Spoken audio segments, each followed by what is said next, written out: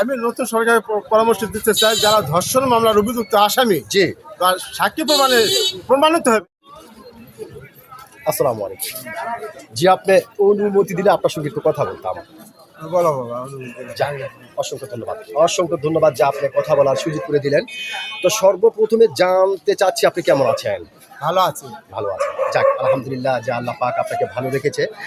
তো যেহেতু আপনি বাংলাদেশের একজন সচেতন নাগরিক এবং বাংলাদেশের একজন সাহসী মানুষ, সেই ক্ষেত্রে এই বিষয়টি আপনার কাছ থেকে জানতে চাচ্ছি যে আমি একটু মাত্র আগেও দেখে আসলাম আমাদের বাংলার জমিনে একটি মেয়েকে পালাক্রমে ধর্ষণ করা হয়েছে। তো এই বিষয়টি যখন মেয়েটি মেম্বার সাহেবের কাছে গেলেন, এই যাওয়ার অপরাধে, বিচার চাওয়ার অপরাধে সেই মেয়েটিকে তার বাবার কাছ থেকে ছিনিয়ে নিয়ে সেই মেয়েটিকে হত্যা করা হয়েছে। আপনি একজন সচেতন নাগরিক হিসাবে আপনার কাছে জানতে চাই, এই যে জঘন্য কাজটি, এটা আসলে আপনি কিভাবে দেখতেছেন? এটা আইনের অপরাধী, জি সে আইনের অপরাধী, জি, তাকে শাস্তি দিতে হবে, আইনের অবশ্যই। আনতে হবে। এটাই সবচেয়ে চাওয়া পাওয়া। চা পাওয়া যে অবশ্যই তাদের যেন শাস্তি হয়। শাস্তি হয়, এবং উপযুক্ত কঠিন করে, শাস্তি। কঠিন শাস্তি। ধন্যবাদ আপনাকে।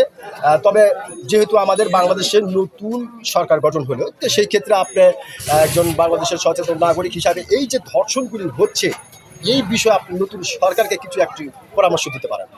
আমি নতুন সরকারের পরামর্শ দিতে চাই, যারা ধর্ষণ মামলার অভিযুক্ত আসামি জি, তার সাক্ষী প্রমাণিত হবে। প্রমাণিত, জি। আমি তাদের ফাঁসি চাই, ফাঁসি চাই। সর্বোচ্চ ফাঁসি চাই তাদের। জি, ধন্যবাদ আপনাকে। আপনি অত্যন্ত গুরুত্বপূর্ণ একটি বিষয় আলোচনা করেছেন।